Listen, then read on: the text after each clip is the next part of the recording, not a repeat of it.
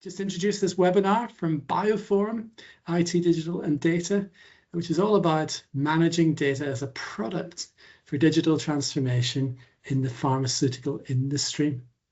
And this is produced by a team called Data Enablement for AI. The teams from right across the pharmaceutical industry, and is one of about 120 teams in BioPhorum. And this is just to illustrate the groupings that we have called forums that are all working to make things better in our industry. Just to get you started thinking about our topic today, which is all about managing data as a product in the pharmaceutical industry. We're asking people to think about, why are we not getting the full expected value out of our data? And there are many answers to that. So we've got some really interesting thoughts here. Faulty assumptions about the data, poor requirements being specified for the data, responsibility confusion, continuity of data ownership, the fact data is sometimes not contextualized, maybe a lack of data integrity, sometimes data format, bad collection or inconsistency. A good number of different reasons coming through and why we're not getting the full expected value out of the data. Someone's got no strategy. It's not real time yet. There are data silos. It's not adopted. Oh, that must be gutting if you put all the effort into building something and nobody's using it. Sometimes there's bad models, digital literacy, lack of connected systems. Whoa. The cloud is going wild as people are adding their thoughts to this question. So over the past year or so, 40 members of this team have been meeting every 2 weeks online and actually for 3 days face-to-face in the Netherlands. And they share their case studies and strategies for how they are managing data as a product, and all have discovered it's quite challenging. So today we're not presenting a new theory. It's what we have collectively learned as practitioners, putting theory into practice. We have 6 speakers, and they're also authors of a publication. Some of them are live today, some of them are pre-recorded, and it goes something like this. Sandra first talks about the current situation, why data is hard, and why pipelines frequently break. And then Mauro steps in with the elements and characteristics of what does it even mean to manage data as a product. Wilfred then talks about the evolution to data as a product because he's tried it and it's quite tricky to get there. Deirdre reminds us that there are a few different types of data product, and that sets the scene for Kate to show what we've learned about the practical realities of organizing teams to manage data as a product. And then Bob comes back to that problem of things breaking and the need to manage the whole life cycle of the data as a product. And again, it's a combined view of cycles and phases that we actually use as practitioners. So first of all, Sandra, which is going to build on the things that you guys have been adding to the word cloud. I've asked her to introduce herself and say why this whole topic is relevant to her and her work. She is here today, but she's chosen to pre-record this segment. The questions for Sandra are things like, what's the current situation? Why is data hard? Why do things frequently break? And as she talks, please feel free to jot down in the chat points that resonate with you. We might pick up on some of those afterwards. Okay, hi, my name is Sandra. I work at Novo Nordisk as a data architect in a central architecture team. And if you can move to the first slide, I'm here to talk about the current situation. So I guess, why is data so hard? We all want to make more and better use of the data that we have. So why is it so difficult to actually create value? I guess this is a common question that multiple enterprise-sized companies has actually asked themselves. But I do think there's some unique challenges within the pharma industry. We do have a lot of OT data from many different sources, making, for example, interoperability very difficult because we have to stitch data together from a lot of sources to create a unified view of the world. We do have key business units that are non-digital native with lots of legacy systems. We are in a heavily regulated industry. We do have a lot of external partner organizations, and there's a lot of siloed data domains. So let's start by understanding why creating data is so hard. I guess what we're actually looking for is not necessarily only the data as such, it's also the insight, the information that we can get out of the data, the knowledge, and maybe even the foresight. So if you look at the drawing or the illustration, then I guess it's the top of the iceberg that really provides the value. It's these assets that the business rely on to understand what is happening and to support informed decision making. It's the dashboards, it's the visualization and the reports, and I think maybe even moving more into models these days. It's the wish to make sense of the data in the vast quantity that we are collecting it in and converting it into actionable insights. So how do we do that? We've been talking a lot about that. So if you look at this, then you can see that that is the top of the iceberg. But we need to create the foundation to provide these meaningful insights. And I think that is all of the sort of the less fun work, the work that we don't see, that is less obvious. It's everything that lies underneath the top of the iceberg. That is where potentially a lot of the true complexity comes into the picture. It's the foundational work. Maybe it's up to 80 or 90% that we need to do in this sphere to actually make data of high quality that is consistent, that is findable and interoperable and reusable. And I think also because we talk about large amount of data suddenly, then it's also about being effective and flexible in this new schema.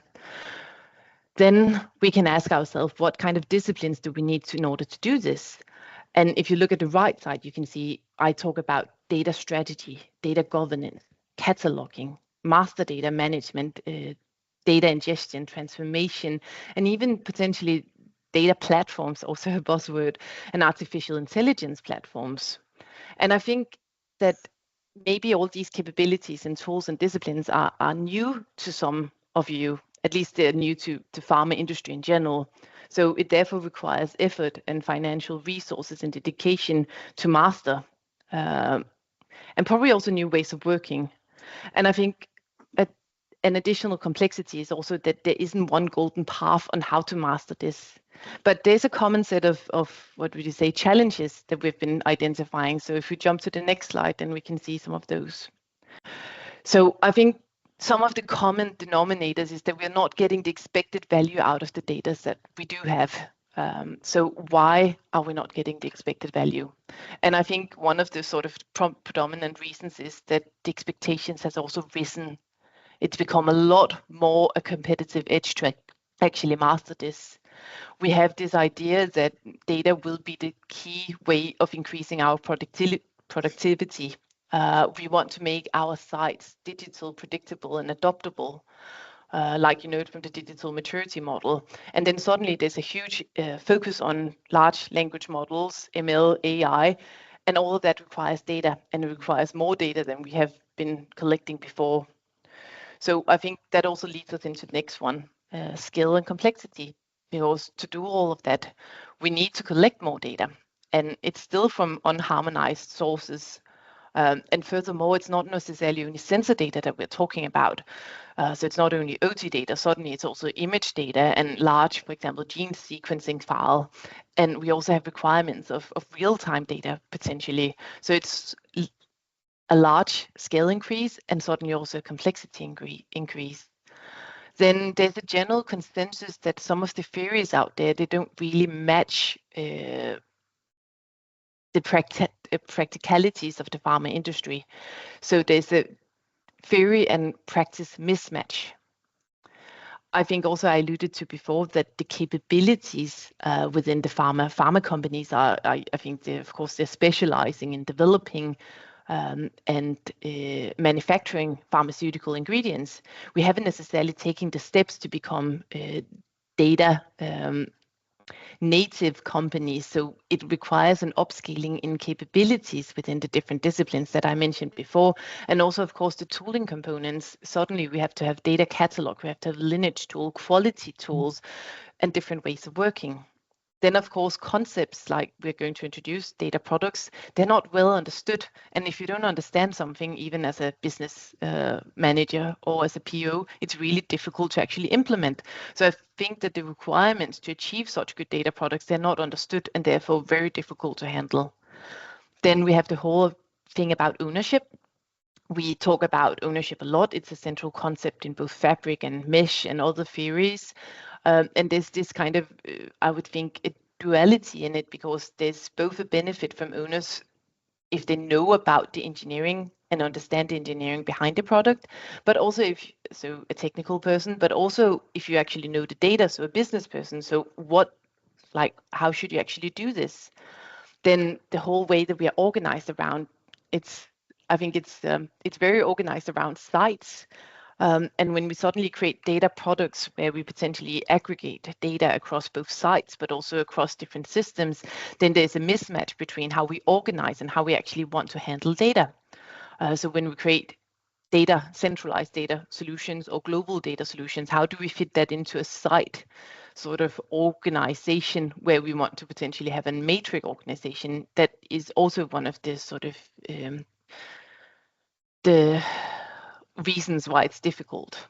Then there's an immature governance component.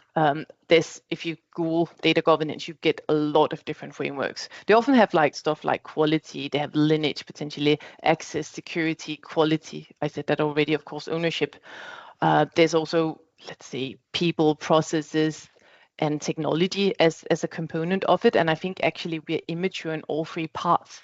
At least I can say that there's work to be done in Novo. Then the life cycle part of it is not really managed that well. There's a tendency that a technical team comes and they build something and then they hand it over to business people to run it. But I think in more mature product development cycles, you build it, you run it, but we're very far away from that one.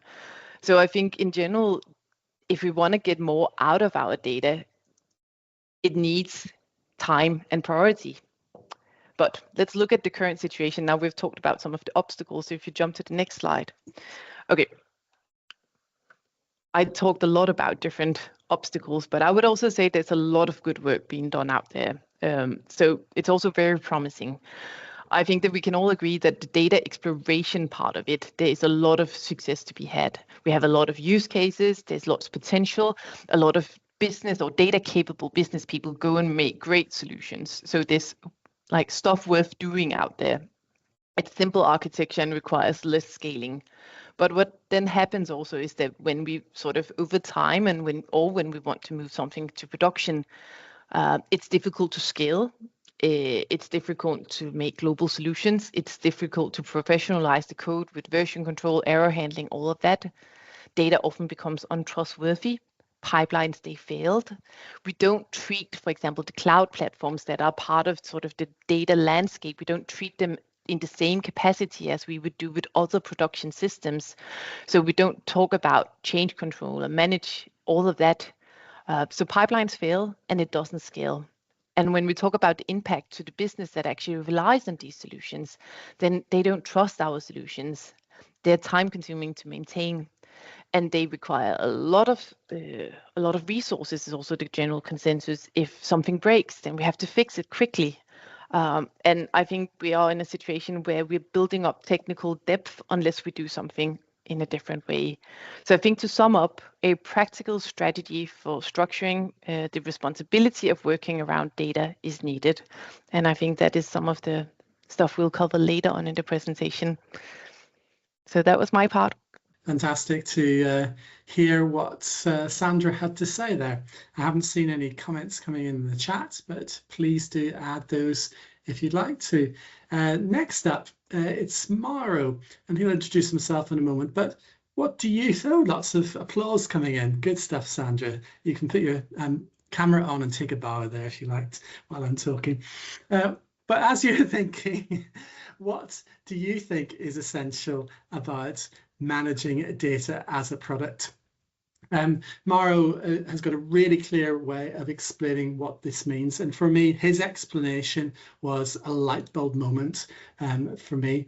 Data products are not just a new name for what I did 20 years ago when I was doing some data reports and so on. And what Mauro has to say will also help you answer the next question on Menti afterwards. So let's hear from Mauro, also on pre-record. Brilliant, thank you, and hi all. So my name's Mauro Cagol. I lead the Data Foundation team within AstraZeneca, part of a wider data analytics and AI competency centre. And I look after deliveries on data platforms like metadata, data quality, master data. And one of the key things that we're doing is around data product delivery and data product excellence. Yeah, so I guess it's great to see in the chat there's, some of the things around accessing data, finding data, accessing data from multiple sources, and this is the most common use case for a data product, right? Is for people that are struggling to access and find data, and that's what it is. So, we try to come up with the definition. So, the definition of what a data product varies quite a lot. I think when you're talking to different people, talking to vendors, talking to consultancies out there, what we were trying to do was to create a common definition that everyone agrees with. So the data product collects data from the relevant sources, which could be multiple, processes it, and contains enriched metadata to make it findable, accessible, and understandable to anyone who needs it to meet a specific need. The specific need is what gives it its value. So I think the debate around there is around the data product container. Is it a data asset? Is it much more? Is it a report? But ultimately, everyone has agreed that ultimately at the heart of a data product there is data, and that data should be reusable. We shouldn't be creating things for one-off use cases, but something that's foundational that people can go out and find when they need access to data. We have metadata that enriches it. And this is probably where the most debate happens is, well, what metadata should we be storing around the data? And I'll get to some of the definitions around what we believe the metadata should be and the attributes of the data product. And then lastly, but not least, is an owner, right? So if we see problems with the data, we have questions of the data, just like any product, even outside of a data product, a product runs for the life, right? So who owns it? Who helps drive the vision of that product? Who helps prioritize what we do with that product around? Yeah, so it's really important that every product has an owner. Move on to the next slide, please. Before we do, Eric is interested in the last sentence where you say you've got to do a fair score, and he wants to know, how do you do that? Yeah, that's a really good question. So, I mean, for us, we have a number of different measures that make it findable and accessible. It's not an exact science. Some of it is around, the metadata that's being stored and catalogued. So, we take different personas. So what would it take? What needs to be in place for it to be findable? So i.e., it's got a description, it's in a marketplace or a catalog that people know how to reach, for accessibility, it's in a database that I can connect to, consume. Interoperability is obviously around the master data and the control vocabulary and the reusability. So we do have a criteria. I know within AstraZeneca it's about 16 points, and that's what we use to scare it. But I would say it's only an indication. Yeah, it's quite a difficult thing to score. Thank you. We carry on. I think, going back to what David said, back in the 90s, right, or when we're creating data assets, we're doing data warehousing. It's, basically we had some code, generally an ETL job, and it produced some data. And that data could have been for a single use circumstances, or certainly started as a single use content, for maybe a report Then we came up with the concepts of, more enterprise data warehousing, and came up with data models that were much more flexible and reusable. But still, the main focus was on data. And so, certainly one of the first things that when we first started out on our data product journey, a lot of people just took their data models and said, oh, I've got data products now. But actually a data product is much, much more. So if we move on to the next slide. So these are the different elements, that make up a data product. So yes, at the heart of it is still it's still data, right? Have to have data. But we also, and now we start talking about, well, what's the metadata that we collect around that data? So absolutely, the code is part of that, right? But we look after the code, we version the code. It's part of the product, it's part of the life cycle, and we treat it that way. I'm going to go down a little bit to reusability, right? I've spoken about this a bit more. We shouldn't be building data products for single use. As you can see here, there is effort in building a data product. It's much more than the slide before in creating a data set. So we have to pick and choose when we do this, right? We do this when it's valuable and reusable. For single use, you might just want to create your data set as the one above. So, within AstraZeneca, we have enterprise data modeling standards, conceptual models. So that we use to link the data together so that we're creating data products that are sort of categorized or packaged into certain areas that can then be interlinked going forward. They need to be connected. And because we could have data products, let's say for sales or for our manufacturing process orders, or it could be for financial budgeting. And quite often our processes go, just like our processes go across systems today, and we need to interconnect the data. Sometimes our processes will go across the data products, right? We need to be able to combine them and bring them together. Often an analogy is brought up within AstraZeneca for certainly is around Lego bricks, right? Think of a data product as Lego bricks. You take the ones that you want and you build whatever you need for the insight, right? And you drag and drop them. So, having that important connectivity is key, right? So if you don't have good master data, you will struggle to connect data, especially if they're in disparate systems. And also, around control vocabulary. So, if one system is using a different terminology to another, we need to have a way of aligning them and have a common language throughout our data products. I'm going to go to data quality. So, if people are going to use, these data assets, one of the things they're going to want to know is what's the quality of the data.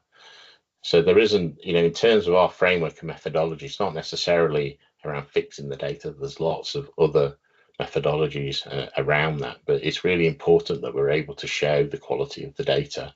And that could certainly feed into a backlog, right, for the data product, for improving it, right? We never build the perfect data product, but certainly we want to highlight the quality. Is it good? Is it bad? Is it trusted?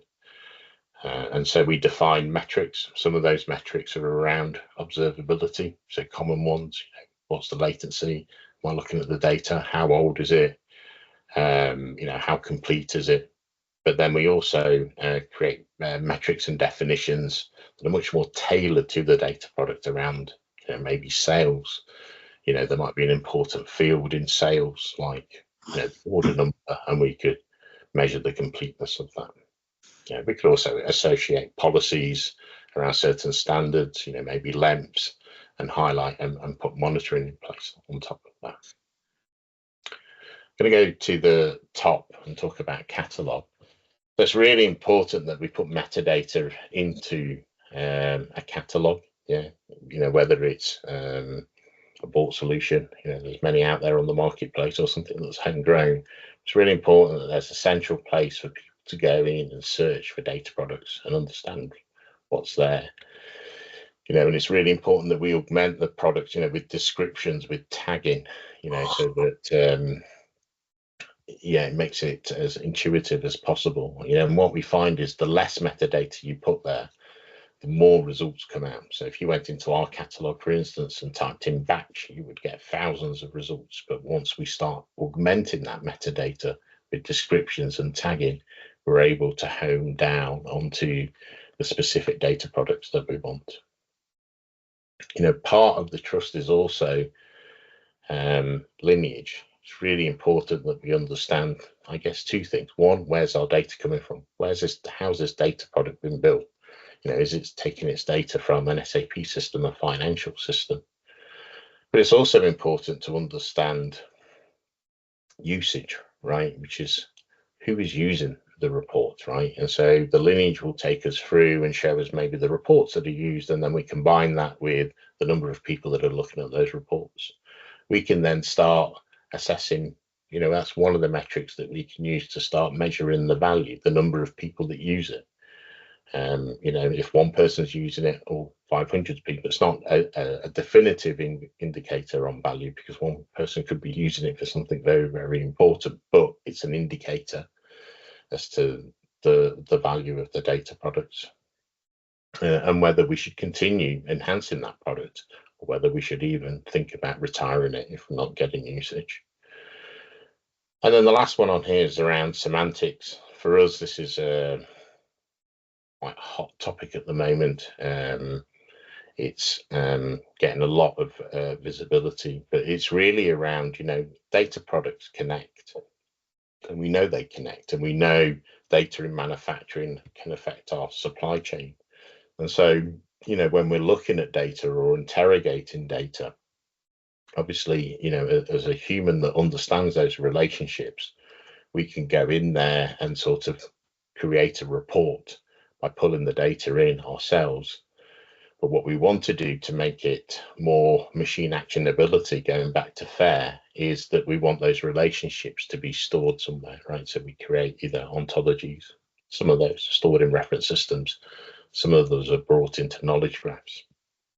And what this is sort of helping to drive for us is our solutions around generative AI, right? It's a very hot topic at the moment.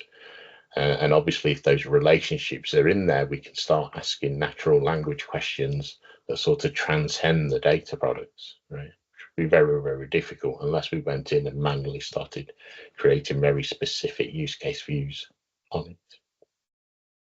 Let me interject. Emma made a comment before you showed this slide, actually. She said, just because it can be found doesn't necessarily mean it's usable. How do you define reusability? Is it that it can be catalogued? Is that enough? What about ontology and taxonomies? Do you define the minimum metadata, or is it up to each data product PO person or something? Yeah, product owner. So we have a standard that goes across the board around some of this, but some of it, certainly the additional metadata could be up to the data product owner, basically. So for instance, for us, ontologies is not a mandatory metadata today. We want it to be, but we're also on a maturity curve as well. So we don't go from when we build a data product, it doesn't have all of this, right? Just to be clear, what we do is, this is the standard, this is where we want to get to, our goal data product. We may start with some code and data even, and then start some of the cataloging, and we start building to this. But we do have a minimum data set. In terms of reusability, it's more around, sometimes it's a very specific AI or analytics use case, and that data will only ever be required for that use case. Then we wouldn't build a data product, right? Because for us, it's not reusable. There isn't any other use cases. If it's a single use case, right, it doesn't make it reusable. If the data product can fulfill multiple use cases, then we define that as reusable. I was just reading some of the questions, but I'll take it. There's one around data products GMP validated. So we qualify our the platforms where our data products are, and validate any processes to be with the GXP compliance. Okay, in terms of data product characteristics, how do I know? We've set those standards, we've sort of raised some of those elements. But ultimately, what's the acid test? How do we know when we build a data product, right? And it has to meet these characteristics, it has to meet all of these characteristics ideally. And if it doesn't, we don't think of this as a data product, right? So it has to be discoverable, right? And that might mean different things to different people. You know, an IT person could have a very technical interface, and they might even go directly into a database, right, and find it through schemas. But someone in the business that is maybe using something else, they would need a much simpler interface, right? And so it depends on who you are, but ultimately you need to understand who the consumers are of these data products and ensure that they are able to go in and find the data products. It needs to be addressable, right? So once we found the data product, well, that's great. We can't just find, because in essence, what we're finding is the metadata. We don't want to find the metadata. We actually want to be able to get access to the data. So we need to understand where it lives, right? And what are the access protocols, you know, especially if we're looking at strictly confidential data. There's probably an approval process that we need to go through, and all of that needs to be captured. It needs to be trustworthy, right? And again, you know, how we define that, some of it is made up of those elements, you know, understanding where it comes from, you know, what the quality of it, like who's using it. Maybe I can go and talk to them and ask them what decisions they're driving. And it's also based on the use case. You know, does your data need to be 100% accurate? Well, it depends on what decision you're making. Sometimes it does. Sometimes 90-something% is good enough to make the decision. It needs to be self-describing. You know, if I go in and look at a data product and I look at a title or a description and I don't understand it and I have to go out and reach out to people, it's going to cause delays, right? So we need to be able to understand it. It needs to have enough metadata in there so that whoever is trying to access these data products can understand. Interoperability, right? So if we're bringing multiple data products, we need to be able to connect them, right? And from a secure perspective, I mean, yes, we can allow anyone to go in and see the metadata and see the data products, but we have to ensure the right controls are in place so that not everyone can access all of the data. So the right data to the right person where it's needed. And ultimately, we go back to one of the first things I said, which is it needs to be valuable, right? We shouldn't be building this unless there's some value attached to the data product. We shouldn't be building data just to build data and hope that someone comes in and uses it, right? So we do that based on use cases as how we develop our roadmap for data products. And we start small. Sometimes there could be 5 or 6 fields, and we expand as people want to use them, right? And that ensures that there's value out of what we're building. So, Mauro, thank you so much. But I do have a question for you. This was inspired by a fidget spinner. Whose was the original fidget spinner that inspired you? It was my son's. Fantastic. Who, for about a year of his life, wouldn't put it down. So Mauro is describing a wonderful world of proper data products, but it's quite challenging to get there. And actually, all of the member companies in our team have started in slightly different ways on their journey to managing the data as a product or as data mesh or data fabric or whatever. And I wondered, I'll just paste it into the chat, a question for you. One point you think is important to get right about data products early in your evolution. And that might be from your experience, you're well on the way, or the thing that you're thinking is the most important to do next, even if you're not on your way to data products. It might be some of the things that Mauro said in his presentation, or it might be something else entirely. So please, could you, 185 people on the call, let's get some views going on what is important to get right about data products early in their evolution. So the next segment is again pre-recorded, and this one is from Wilfred. And Wilfred is going to talk about his experiences of that evolution. So here we go. Thanks, David. My name is Wilfred Mascarenhas. I'm with Eli Lilly and Company. I'm in a central role in our manufacturing and quality data and AI organization. And my primary responsibilities are innovation and strategy in the space of data and AI. So as David said, we all agreed that the data product is the right approach to building your data maturity and making data available to end users and consumers, right? But there is an evolution in terms of getting data products built. And we had various discussions in terms of how do you go about doing that, both considering organizational capabilities, organizational maturities, the way companies are organized, so on and so forth. So we talked about a data mesh approach, which is basically a federated approach where you have, owners across their companies, everyone owns their data, everyone builds their data and makes that data available. Then you have the data fabric approach, which is more of a centralized approach where everything is centralized. The data is governed centrally, is built centrally, is monitored centrally, so on and so forth. And then you have, you could have data contracts approach, which could be building data and then having just a contract saying, this is what I'm giving you and this is what I will promise you. And then you have the data warehouse approach, which, Dama has a lot of work around that. And then, of course, we talked about the data products. So as you think about data products, I think Mauro, showed this diagram, which I think is a money slide. I really like this slide, which explains in a very concise way what makes a good data product. But doing this is a lot of work. And what we said is, hey, organizations should not think, unless you do all of this, you cannot start the journey, or unless you have all the tools to do everything, you can't be successful. So what we talked about is, you don't need to start your journey with thinking about all those 8 elements for defining a good data product. You could start small, and depending on the data product, whether it's GMP, non-GMP, which is high risk, low risk, right? You can take different approaches, even at the start of the journey. You could have some data products that have 6 elements out of the 8.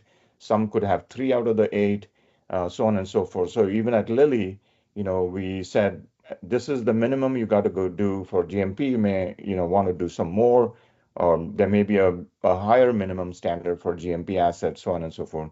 This could be the minimum viable product or definition, if you will, of a data product. Creating the data set is the most, without a data set, you don't have a data product. So obviously, you have to have a data set. Then on top of that, you could build a data catalog. And a data catalog could be as simple as a SharePoint list, could be, as complex as buying some product out there, additionally using AI to automate a lot of the work around cataloging. And then we also talked about a marketplace, which is, you may have multiple catalogs that feed into a common marketplace, which is where people go to not only find things, but also provision their data products, get access to data products automatically, and get everything they need to start using the data product. Lineage is a very important aspect. We all agree that at the minimum, we need to know where the data is coming from and how is it is being consumed all the way to the reports. And last but not least, you need some usage metrics. And then data quality. Without data quality, you don't have a data product in my mind, especially in our world, and from a compliance standpoint and a GMP standpoint. So even data quality can be as complex as automated data quality, a lot of AI-based rules, etc. But it could be as simple as having the basic sets of data consistency rules, data integrity rules, etc. We think this is the minimum, but at the same time, I want to point out that even though this is the minimum, you can also start small in terms of what you catalog, how much you catalog, how much you track in terms of a usage standpoint, and how you mature from a data quality standpoint. What we realized is companies in the manufacturing space are organized based on manufacturing sites. A lot of companies don't have centralized domain teams, right? Within Lilly, we do have a quality team. We have a team for TSMS, for manufacturing execution system, for lab systems, etc. But large organizations may have that, but smaller organizations may not have that. Same thing in large organizations, there is a lot of distance between the producers of the data product and the consumers of the data product. So you have to be aware of that. How do you bridge that gap? How do you make sure that what you produce is actually consumable for the end user? So involving your consumers is very critical in terms of defining the data products and defining the what constitutes a actual consumable data product. We also talked about to basically mitigate that challenge between consumers and producers, why don't we give the ownership of the data products in the hands of the operations team, right? And we very quickly realized that that's not possible because they are really focused on getting manufacturing operations and getting product out the door. They don't have the time to sit down and figure out what is a good data product for them. So there is a lot of tension there in terms of spending the time to build data products and define data products. So and then data literacy, we thought was a great another challenge. The space has evolved so fast and so quickly.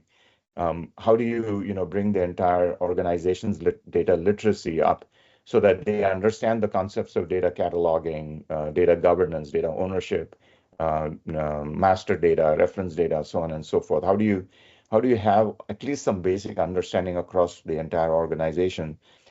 Code and data is not always have the same owners in practice. So many times, system owners may not be the ones owning the data. They own the data in the sense they own the data that is generated from the system, but they may not be thinking about downstream analytics use of that data. So data becomes more as an afterthought. We also discussed, that not everything needs to be centralized. For example, if you go the data mesh approach where everything is federated, you can't have 10 catalogs, right? You cannot have 10 marketplaces. You cannot have 10 databases, each one managing their own database. It would be a huge cost overhead to have completely decentralized approach. So no matter which approach you use, we all agree that there is some amount of things that need to be centralized, and you need to think about very carefully in terms of what needs to be centralized to optimize your costs, etc. At Lilly, we've used a hybrid approach. So we are doing the data fabric approach, bringing all the data into a centralized data store. We are fully GMP validating that data store, and we have centralized organizations in quality labs. Each function has their own centralized organization. So we are working very closely with those central organizations who in turn, work with all of our manufacturing sites to get the right requirements from those sites, which then, gets articulated into a centralized data team that is building the data products. We do domain analysis to make sure that the data product is appropriately defined, has all the metadata, has all the master data, so on and so forth.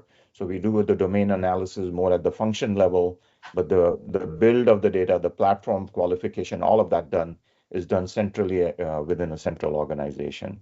And we've seen, from a data mesh standpoint, we are using that approach more from a governance standpoint. So the governance is federated, but the build and the ownership and the support of the data is all centralized. So that's kind of the approach we've taken, and seems like it's working very well in terms of how we are organized as well as our maturity in the data space. Fantastic. So I'm going to give you guys a chance to do another little Menti. There were 6 topics that Wilf came up with, and as you guys start to answer that question, we should start to see a bar chart or these sort of they're reordering themselves. But I also noticed lots of interesting comments about where we start. I noticed Martin Dembor from Waters, I believe, asking, should the vendors create source-aligned data products? And Deirdre responded to say, yeah, it's a great idea. And I know others have been talking about that within our team. Yeah, so people are talking about the security model, getting that right. And Thomas says getting the goal is critical. These are things, getting the right use case with the actual valuable purpose. That's important. Ownership from Karsten is a key issue. And let's see what else there is. traceability and auditability, that kind of lineage, but also I imagine from a GXP perspective. So we've only seemed to have had 5 people responding. No, maybe I need to click. We've had 20 people responding, and they're putting first so far that the data literacy requirement is high, is one of the challenges of federating data ownership. And then ownership of operations and data products don't mix well. Some things need to be centralized, others decentralized. It is fascinating to see which order things are turning up in from you guys and your experience.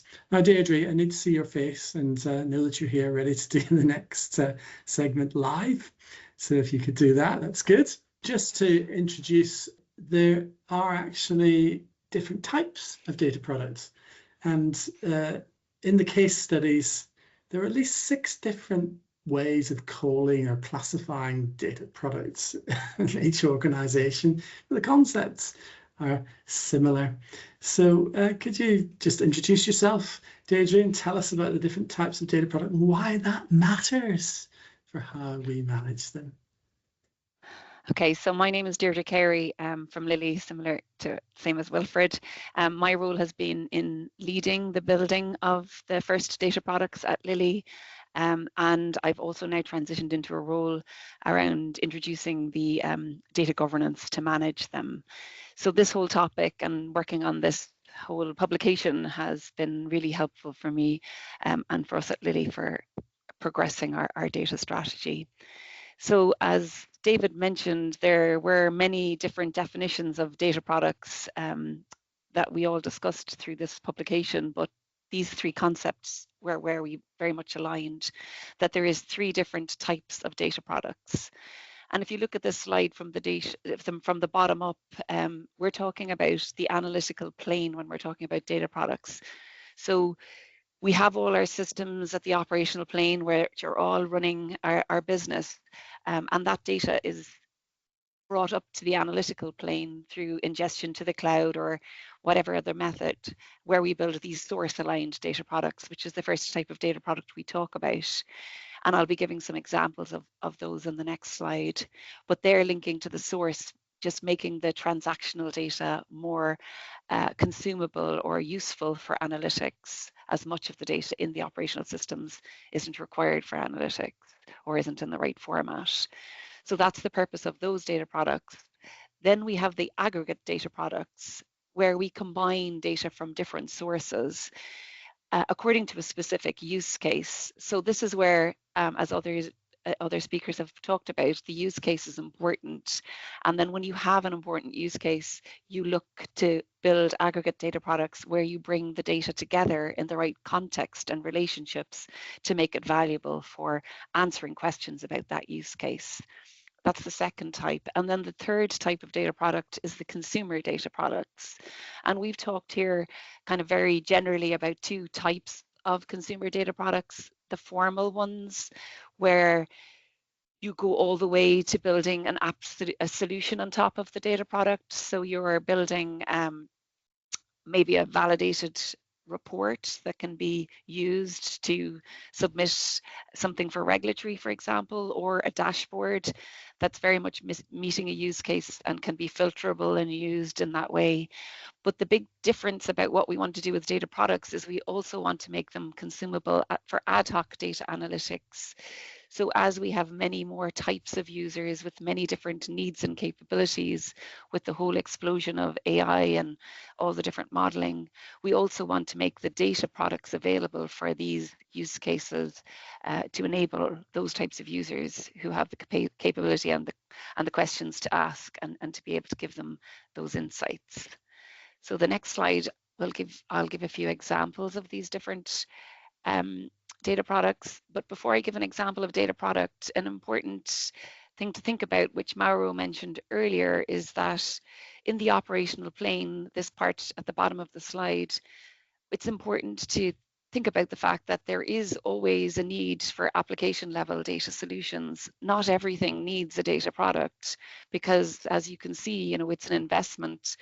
And sometimes if you're looking at a single source, it's more relevant to look at something that's given to you out of the box by the application, or if you need something in near real time, something that's more focused on operations, sometimes using something at the operational play level is more appropriate.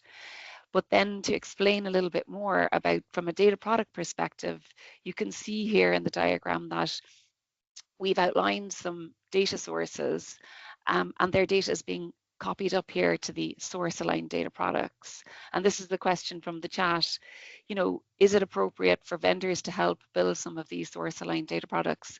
It definitely is. And my next slide goes on to a little bit to, you know, who the different owners are, who's most appropriate to manage these data products. But these source aligned data products are very much relying on people who are experts in the source system data. So one example that we have at Lilly that we're building at the moment around source aligned data products is for our LIMS system. So our laboratory information management system, we're moving from one system to another across all our manufacturing sites. But users will want to be able to look at their samples, their tests, their results, regardless of what transactional LIMS system that data was entered into. So for us, an important source aligned data product will be to create one data product that for LIMS data that will extract the sample results, tests data in a very consumable way for analytics across those two systems, so that users don't have to go figuring out which one they need to extract from. And then going to the aggregate data products, an example from our experience in Lilly, and the first data product that we went live with a few months back was the asset data product. And this was based on the use case of asset qualification monitoring. And what we did there is we brought together our maintenance data with our deviation and change management data. So, and built that data together from those source systems in that context with those relationships to be able to answer asset qualification monitoring type questions.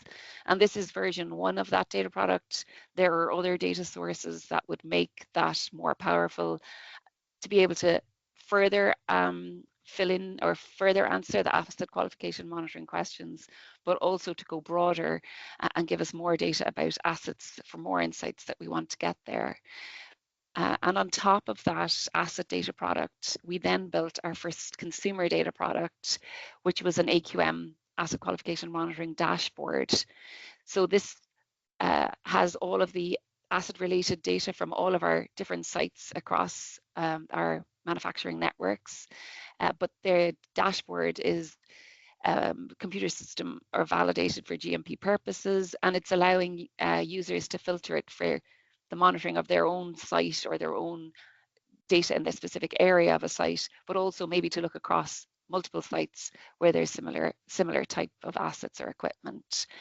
And as well as creating that formal consumer data product on top of that asset aggregated data product, we have also made a Gen AI solution on top of that, where we have natural language processing asking questions of the asset data product with the same data set.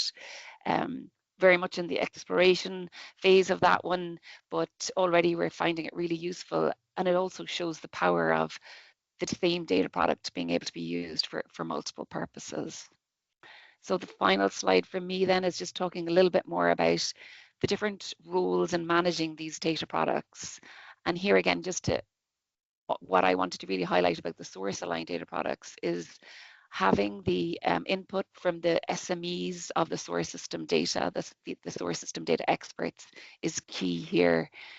Whereas in aggregate data products, what's more important is that you have a business product owner. So somebody who understands the use case and the data that will meet the needs of that use case and how to relate that data to the different sources. And then from a consumer data product, if you've built your aggregate data products well, then there should be multiple options. The possibilities here should be significant. And then it's a case of meeting many different needs for different types of consumers. And then the insights and the questions that they want to ask will influence future versions of the aggregate data product to make sure that they continue to evolve to meet their needs. And I know Kate's going to go into more detail about some of the roles around these managing of data products in her section coming up next. Right, your mentee should now have moved on and allow you to answer this question. What balance of data engineering and data domain knowledge do you think is needed for these three types of data product? And so if we talk about a difference in points of view, actually, the graph has many bumps on it. So the balance of data engineering and data domain knowledge is a tricky question, isn't it? Because it's hard to find deep data engineering skills and deep data domain knowledge in the same person. And so one of our conclusions was you might need a team most of the time. And Deirdre, just come back on the line a sec. We've got a question here. So why don't you have a go at that one? Shall I read it out for you just to give you a moment to think? Hi, Deirdre. Do you have any reference system architecture of how different products in the three layers connect to each other? We don't have a specific reference architecture on the connection. What we like from an architecture perspective, our source system data comes into raw and refine, and we are building these data products at the conform layer in the cloud architecture. So all of them are at conform. Mauro mentioned it, and we've also used the analogy of a Lego brick. So the idea of the source system, source aligned data products being sort of the bottom layer of the Lego brick. You know, if you think of a wall, and then you have your aggregate data products built on top of them. But even then with the aggregate data products, when it comes to the batch data product that we're working at, some of the batch data is foundational and would work for all use cases, but then we'd have different modalities with different types of genealogies, for example, that would almost be another building block on top of that batch. So it's not a reference architecture. We do have reference architectures around what tools and things like that we're using in the cloud, but that's kind of the best answer I can give on a data product slant. Yeah. So it's not strictly you can only have the three layers and three products. There might be more, there might be extra ones, etc. That's useful. And thank you, Prasad, for your question. Good. Do you want to introduce yourself and tell us a bit about how do we organize ourselves so in teams? I'm Kate Llewellyn. I head up data standards and governance for CMC in GSK. We're looking at how we get to fair data for CMC and bridge the data governance gap with our, well, initially with our manufacturing organization, but broadly across the enterprise. So just in terms of how we operate, we are a big pharma. There's no one model that works for all, but a really good reference guide is this Team Topologies book. So the note here of the quote saying this is the secret sauce for successful data products. It is a multi-team effort. We're looking at the business, tech, data axis, potentially a lot going on, high cognitive load. And Team Topologies recommends that you have small, stable teams with clear boundaries that work together to deliver against a common value. So how do we apply this to data products? So just reflecting on the flow around data products, starting with those operational systems on the left, moving through source-aligned data products, taking that into the analytical plane and generating aggregate data products, bringing many sources together, and then consumer data products that are the business-facing data, the data that matters to drive those business decisions. So what are the roles along this spectrum? So we're starting maybe on the left with some of the operational systems. If you move the slide on, David, we start talking about earlier, we mentioned that we may have some business system owners taking accountability for source-aligned data products. This is a relatively rare way of working. There are always challenges if you're giving people with operational roles a challenge of then looking after data, particularly if it's data that is downstream of their particular source. You could also look at having engineering teams accountable for data products. You may have a specialist engineering team who are accountable for ingestion pipelines, creating those source-aligned data products. This is quite a common model.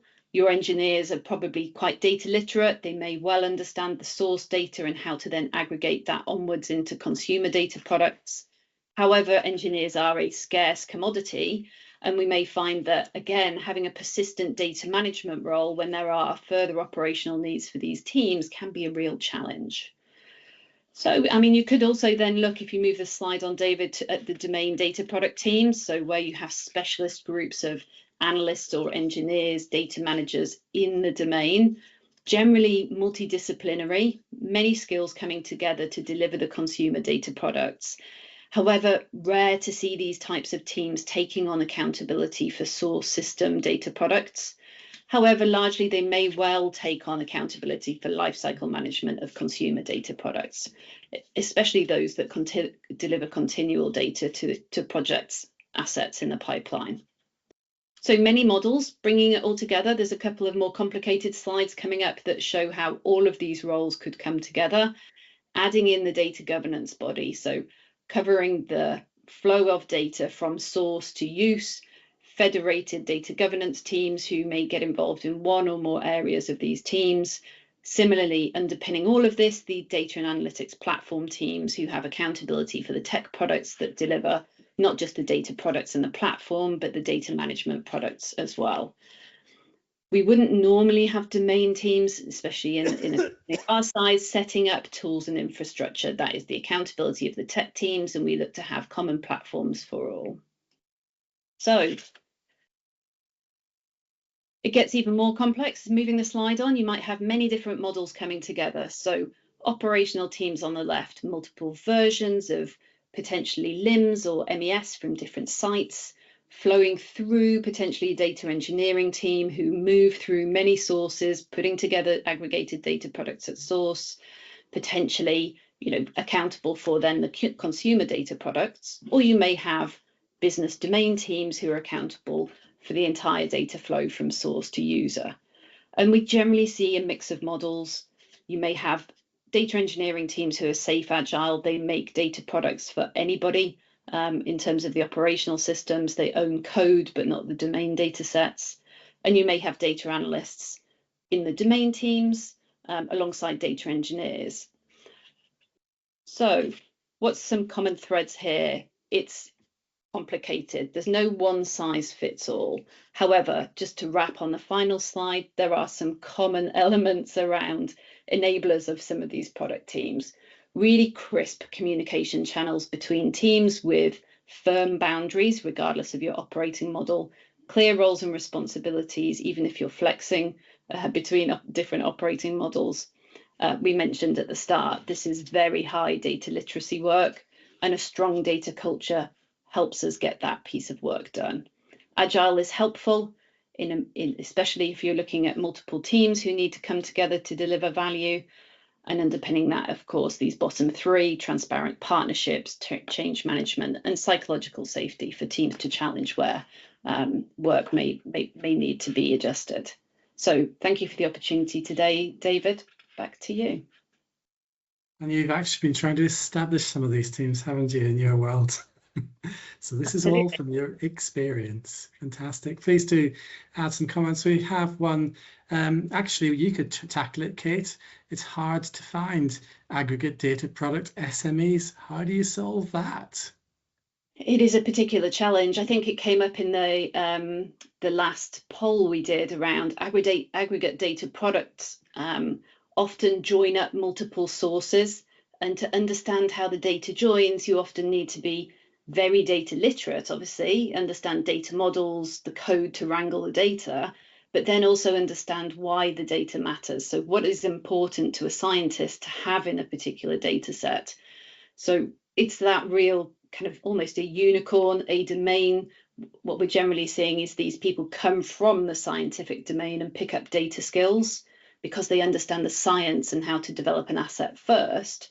And then they come together with the data teams and upskill around code wrangling data platforms to deliver the data products. Thank you, Kate. So I have just, did you want to join in, Bob? Go ahead. Yeah, I was just going to add a comment to that. It's jumping a little bit ahead to the next topic about lifecycle, but when you put this together in a life cycle of development, and as was said earlier, if you don't do, quote, data products for everything, you do data products for things that have a very strong business need. So when you do that and you start going through a life cycle that we'll hit on here in a second, that's where you start pulling the teams together. So this idea of making sure you do recognize, oh, if I'm trying to get to a particular point, and I'll give an example here in a minute of something on tech transfer. You know, the idea is, okay, who are the key people involved in tech transfer? Let's get that team pulled together. And then let's go through, you know, a definition of what's required in order for a tech transfer to work successfully, and then go through a scale up. So you're never going to find the unicorn, but you will, across the different groups, find people that understand what's needed and the technologies that are available where the data is coming from to start bringing it together. And that's how you put it together from Cool. what we've seen. Anyway, thank you so much, Kate, and actually everybody else who I forgot to thank, and everybody who's contributed on the chat. I want to move us on and just return to that point that we made at the very beginning, that sometimes things break if you don't take care of them. So there's something to be said about managing data products through their life cycle. But what is that life cycle? As we've been working on this together, we've realized that we all have different drawings of our life cycles. And I want for Bob just to take us through a little bit of this now, if you could. Yeah, so my name is Bob Lenich. I'm the business director for Emerson's process knowledge management application, and are working with a number of customers to do digital tech transfers across the development lifecycle for products. And so obviously when you're in that kind of a space, the data around what's being captured in individual phases of development, how that's packaged up and then moved on to the next phases, are important parts of the overall process.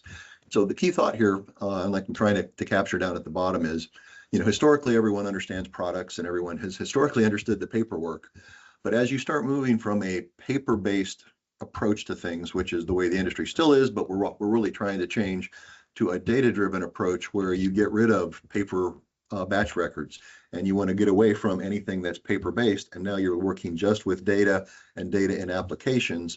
The life cycle of both the application and the data itself become a very important part of what you're managing, because you have to think of the data in the same way you thought of paper, but it's data as opposed to paper. So you need to be, you know, kind of changing your mindset around how to approach things.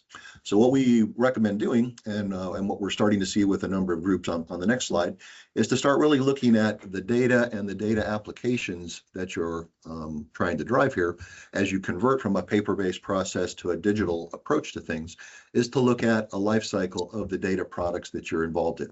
So again, like we said earlier, you don't do this for everything. I mean, otherwise this would be way too much overhead and nobody would ever really do it.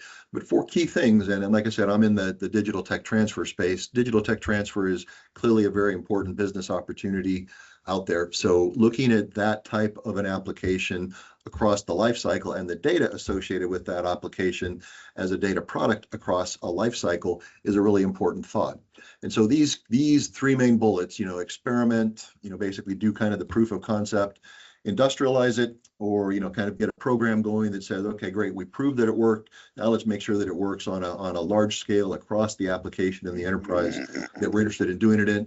And then we use the word maintain. I also like to append the word maintain with proliferate, because hopefully if you're doing things well, you know, you're looking to expand it, not just do the first one and then maintain it, but you do have to maintain them, you know, throughout, you know, the course of all of these things.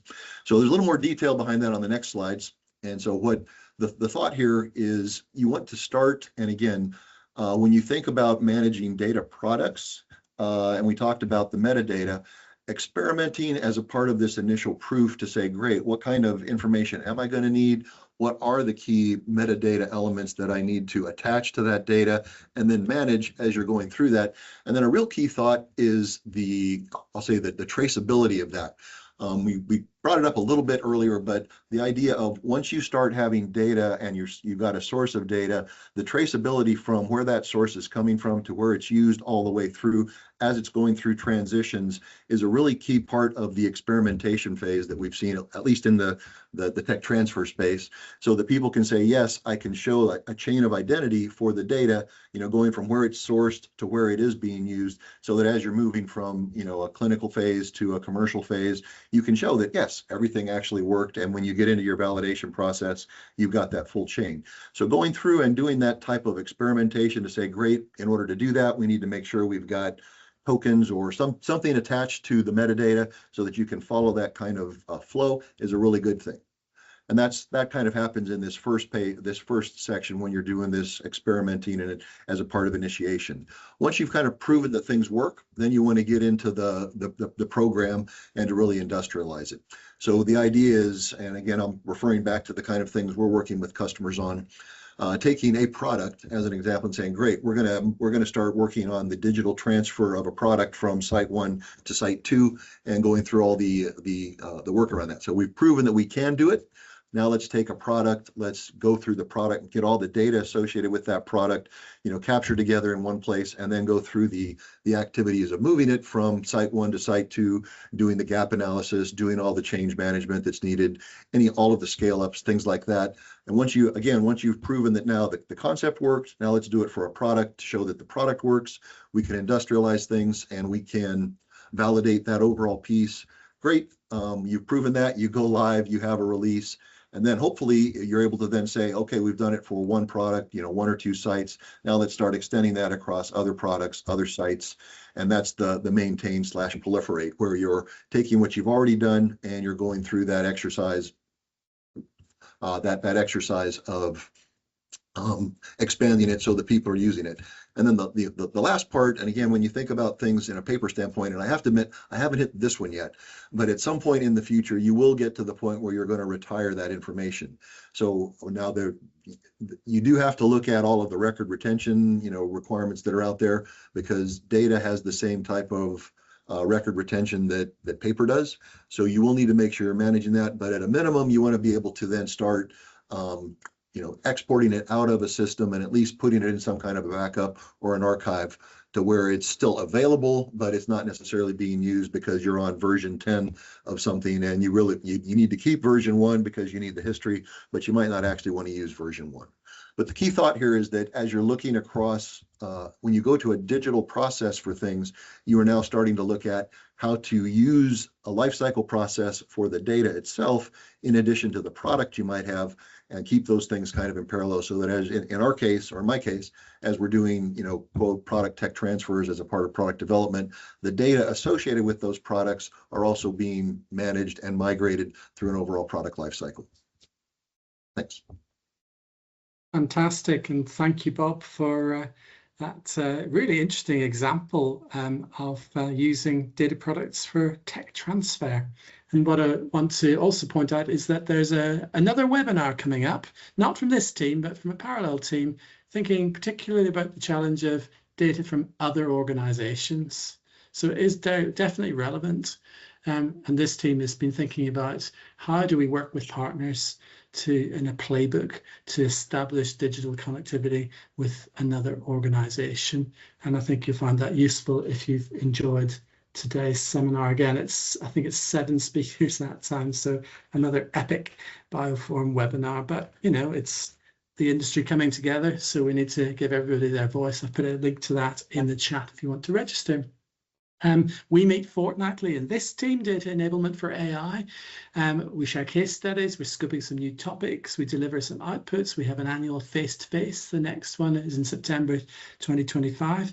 And if you're members of, your company is a member of BioPhorum, get in touch if this is relevant to you, get in touch with me. Actually, if you're not members, you can get in touch as well and we'll work out what needs to happen for you to participate if that's what you really want to do.